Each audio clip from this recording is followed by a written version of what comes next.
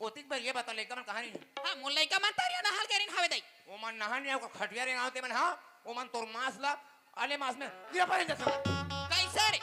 ओकर साथ साथ हमारे गांव के सब महतारी में नहात रहा दीदी ता हमार गांव के माय लोग में तो सब उई तरियम जाके नहात रे ये भाजी कहात रहा है का कहा है जबले हमार मौसी में आया है वो कई हां भाई पेट भर खा ली दे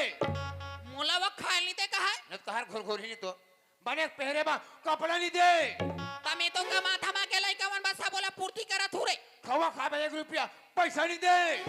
खवा खजाना बाबा पैसा कौड़ी नहीं दे कहा है ये तो भाजी के बारे में बताया था कई हां भाई और रोगा कनवा के बारे में बताओ नहीं सुनबे तोर प्राण पट छुटी गिर के पट ले मर जाबे खड़ा कौन सूरदा तोर भाचा रे पाव का धरे भाचारो है दुश्मने हो आई बोरिंग कर खड़ा देखबे सब आंखें पोछई पर के का कह जान था का कहा तोर भाचा हा जबले मौसीमा घर में आए वो आई हां भाई सुतई बैठई हराम